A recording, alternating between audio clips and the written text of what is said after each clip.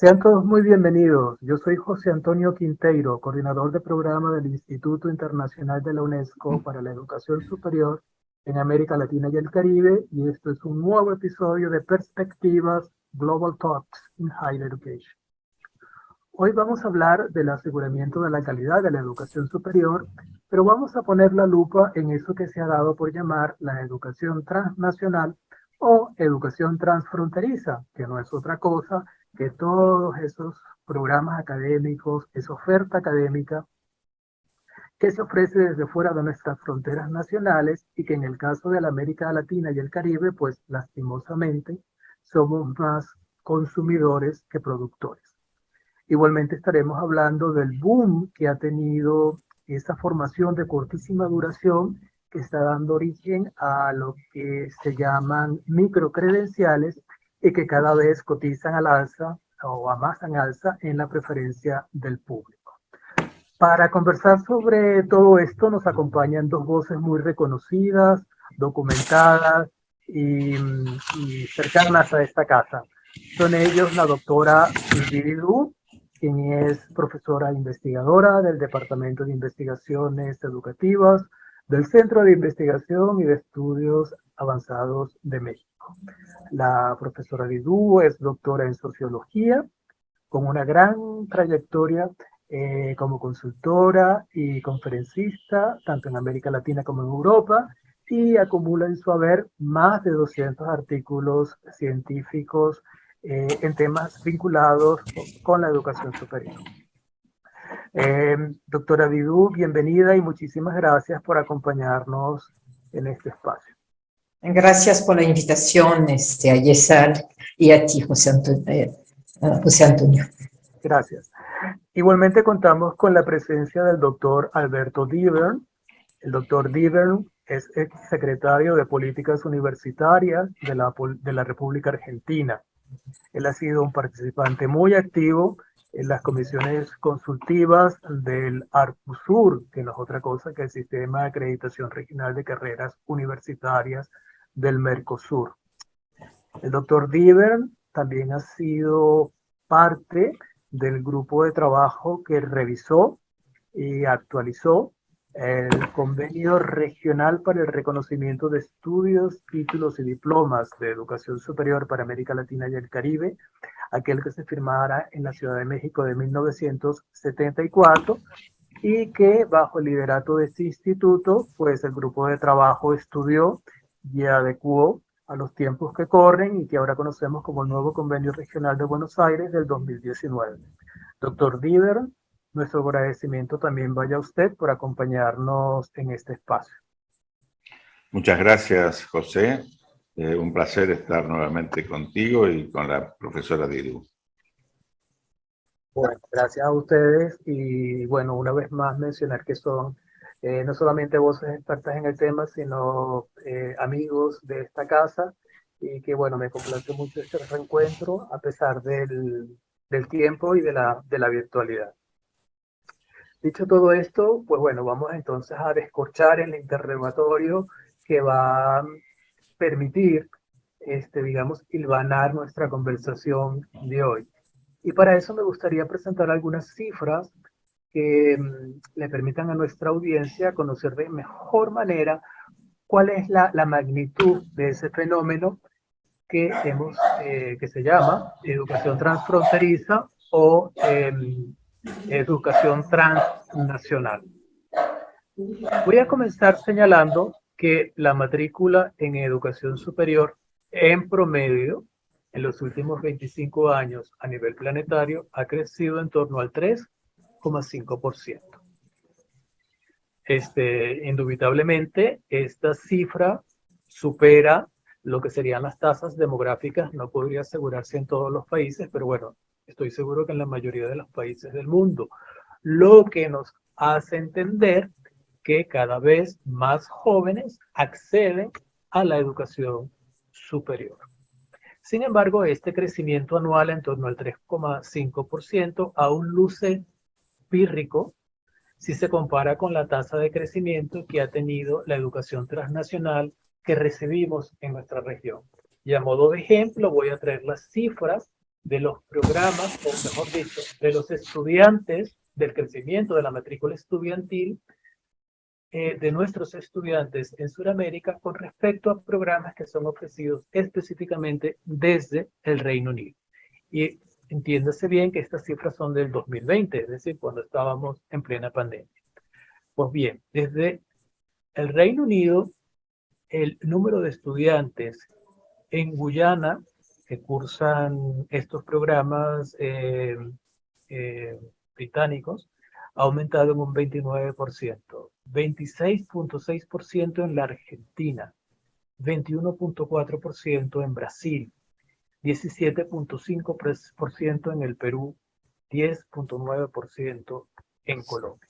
Entonces, bueno, aquí la gran pregunta que surge es cómo se reconocen estos títulos en la región y qué previsiones toman nuestros sistemas de educación para salvaguardar los intereses de nuestros nacionales, sabiendo que no son siempre cursos cortos, estamos hablando de cursos de 50 o de 100 horas, sino que en muchos casos son cursos de posgrado a nivel de especialización, inclusive de maestría, e inclusive me han llegado casos de estudios de pregrado de 4 años. Entonces, me gustaría saber un poco su opinión en torno a cómo se reconocen estos títulos que llegan desde afuera en los sistemas de educación superior, supongo que en sus respectivos países, que es donde mejor los conocen. Y comienzo con usted, doctora Silvi. Adelante. Bueno, México, como todos los países de América Latina, tiene un sistema establecido con normas sobre reconocimiento de estudios. Ese sistema está muy centrado en la forma tradicional de la movilidad física por 3, 4 años, sobre todo para obtener posgrados. Y es un sistema que es bastante tardado, pese a la suscripción de acuerdos con los países. En ese sentido, yo creo que una de las respuestas interesantes de las universidades ha sido, desde su perspectiva y su posición, tratar de agilizar otra cuestión que es el reconocimiento de los periodos de estudios. Muchos estudiantes se están yendo ahora 3, 4, 6 meses, o se estaban yendo por lo menos antes de la pandemia, y las universidades están tratando de apoyar por lo menos los que están insertos en convenios de cooperación bi- o multilaterales suscritos por ellas. Entonces, creo que eso es una cuestión interesante que los estudiantes tienen que tomar en cuenta cuando quieran irse. ¿Cuáles son los convenios que suscribieron sus universidades y en qué medida eso les puede facilitar el reconocimiento? Eso es un tema importante. El otro tema importante, pero que apenas estamos explorando y sobre el cual yo en lo personal tengo todavía poco que decir, es justamente la movilidad virtual, que se va a volver en los próximos años, y si se mantiene el nivel de movilidad virtual, uno de los asuntos que pueden ser algo espinosos, porque no tenemos todavía ni siquiera un conocimiento serio de la calidad de las ofertas. Entonces, yo creo que hay que hacer un llamado muy fuerte a los estudiantes y a sus familias para que vean realmente cuáles son, desde antes que se vayan, las posibilidades de obtener un reconocimiento en un tiempo corto y en una forma ágil. Gracias. Gracias a usted, doctora. Doctor River, adelante. Bien. En la Argentina, el reconocimiento de títulos se viene realizando ya desde hace varios años en base a la garantía de calidad y a los convenios bilaterales. O sea, esos convenios bilaterales tienen su respaldo en que los títulos de los portadores provengan de carreras acreditadas y reconocidas en su país. Por lo tanto, ya hay convenios con Bolivia, Colombia, Ecuador, Chile, España, México, Cuba, que hacen que al tener un listado compartido de carreras acreditadas, el trámite sea mucho más ágil. Y también se utiliza para cuando no están los títulos, provengan de convenios bilaterales, las razonables equivalencias. Por ejemplo, un título de un país X que no está reconocido, se evalúa por una comisión, por ejemplo, de ingenieros, las equivalencias que tiene con un título de una universidad argentina. A partir de ese momento, vamos a suponer, una universidad francesa tiene su título reconocido con una razonable equivalencia con las universidades argentinas, y a partir de ese momento, todos los títulos que provengan de esa universidad tienen un trámite sumamente ágil. Esto es importante para los programas de títulos regulados, porque en la Argentina hay títulos regulados y títulos no regulados. Los títulos no regulados necesitan el reconocimiento para una actividad académica, por ejemplo, pero no para una actividad profesional. Un diseñador puede venir a trabajar siempre que su empleador le tenga su confianza y le reconozca el título por el conocimiento de la universidad que lo otorga. No es necesario que ese título sea validado por ningún organismo. Ahora, en el caso de un médico, ese título tiene que ser, por supuesto, habilitado y además reconocido por... En la Argentina, las profesiones reguladas tienen sus propios colegios profesionales donde el poseedor de ese título tiene que inscribirse o matricularse.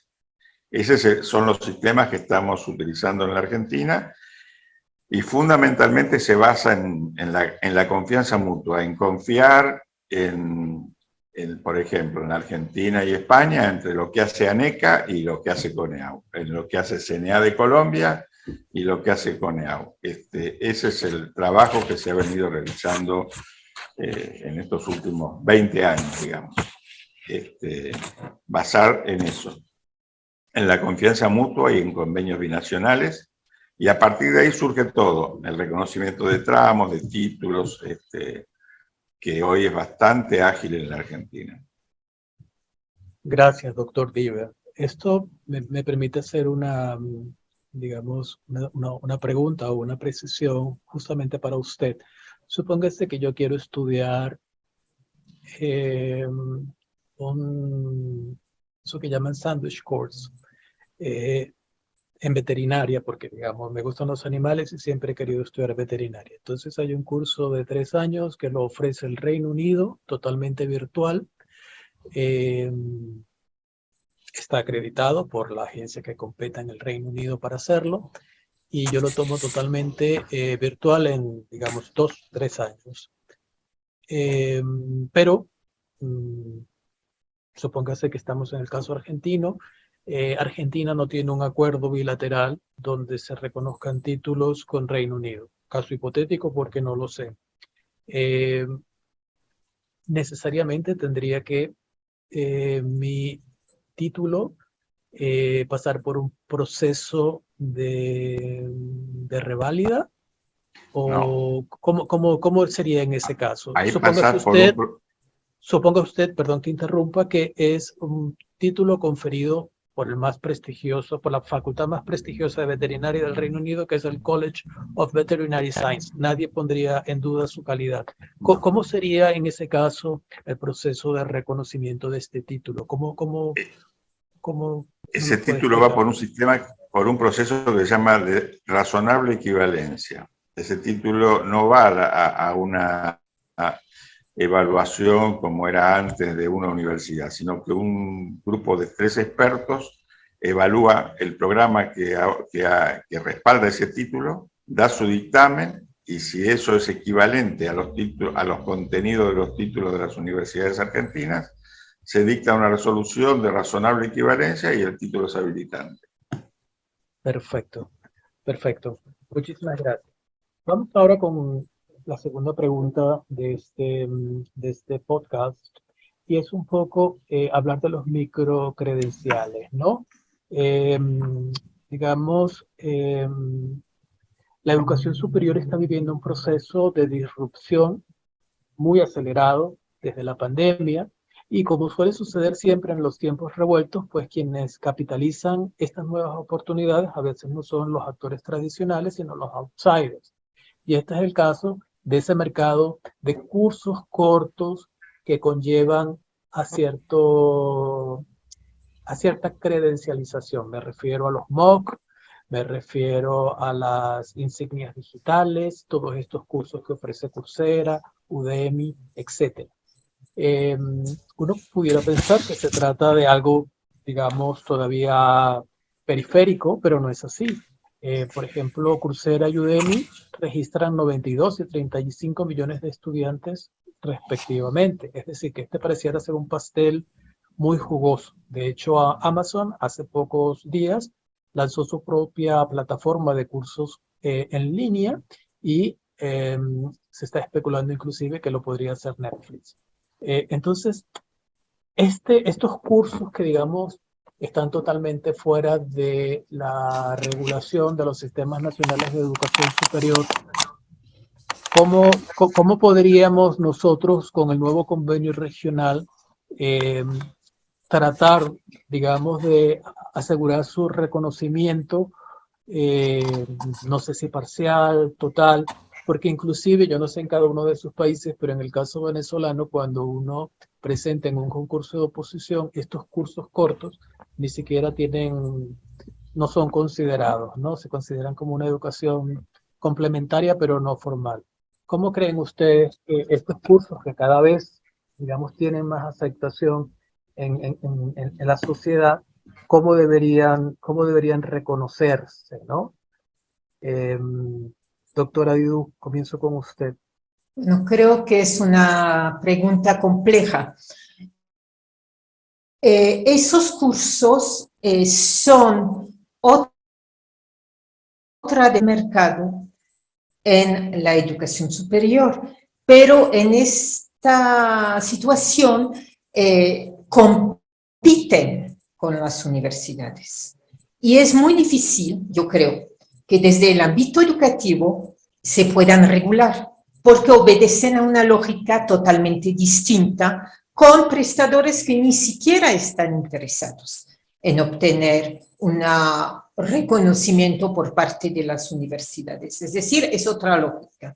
Yo diría que hay más bien que invertir la pregunta, que es la siguiente. Entonces, ¿pueden o no pueden las universidades ofrecer también ellas ese tipo de formación?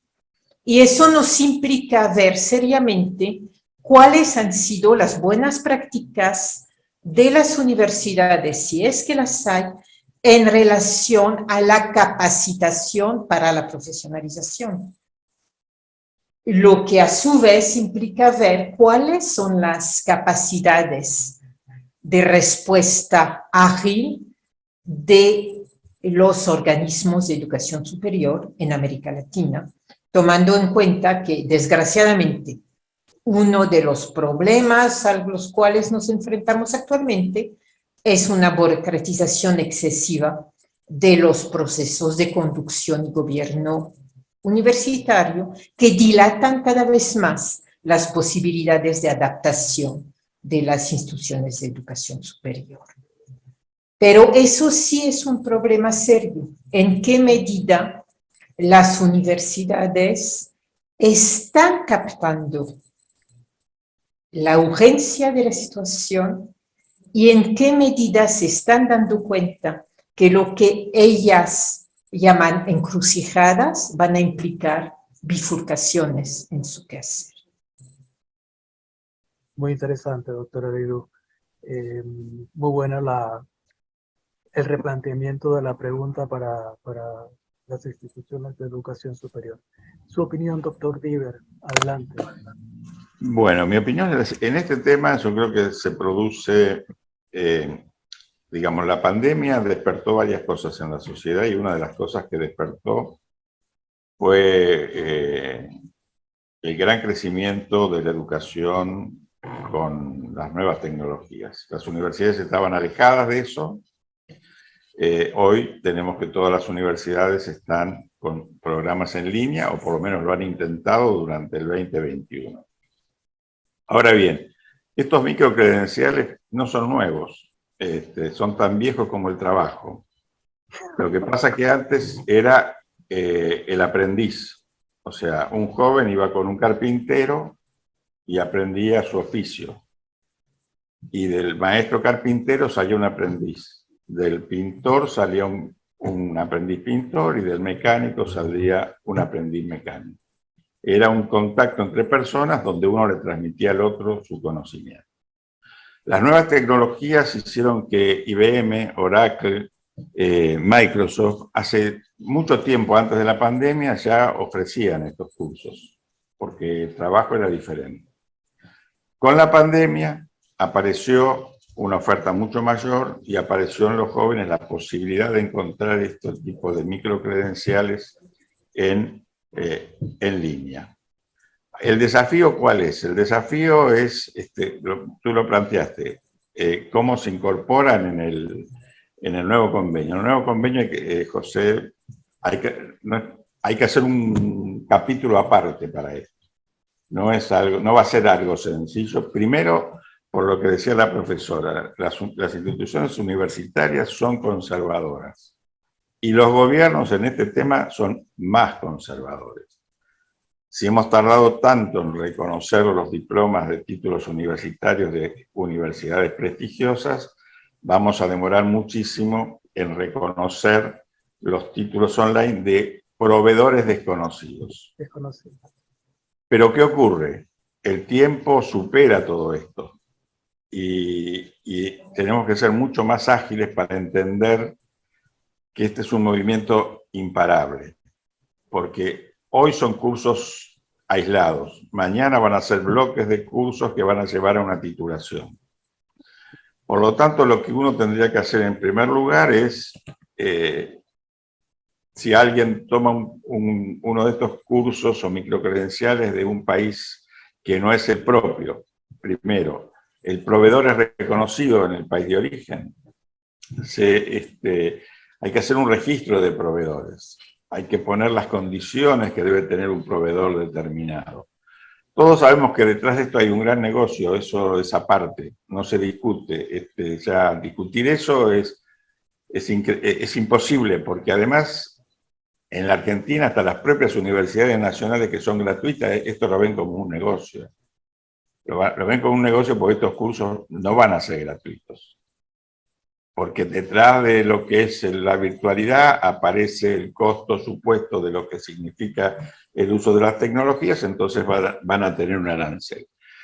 Entonces lo que yo creo es que hay que trabajar sobre las condiciones que deben tener los proveedores, sobre las características de los cursos y sobre los alcances de los títulos, de las, digamos, alcances y competencias. Porque lo que nosotros vamos a tener que tener claro que en el futuro, esta construcción que antes, que hoy incluso se denominan créditos académicos, se van a transformar en bloques, no van a ser solamente créditos, van a ser bloques de diferentes competencias que van a llegar a un final de un determinado título, una licenciatura, una tecnicatura o incluso un ingeniero. Y esa es la gran tarea que tenemos o que tienen aquellas personas que deben ser responsables para el reconocimiento de cada uno de estos títulos, que además vienen detrás de un esfuerzo, porque cada uno de los que obtiene un título de este tipo ha hecho un esfuerzo para estudiar. Y los jóvenes no están en época de perder tiempo y esfuerzo y dinero.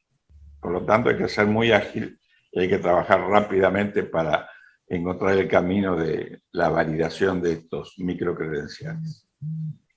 Gracias, doctor Rieben. Yo también pienso que una de las características más atrayentes de los microcredenciales es que son cortos, digamos, tienen competencias muy específicas y son como un Lego, ¿no? Lo que usted dice, como bloques apilables que pueden llegar, inclusive, si son los bloques adecuados, llevar a un título de tecnicatura o de licenciatura o inclusive más, ¿no? Entonces, eso me parece que es muy, muy interesante, pero claro, lo que usted dice, tenemos que tener acreditado y saber quién ha estado detrás de la confección y de la calidad de cada bloque, ¿no? Pero es realmente un tema muy, muy apasionante.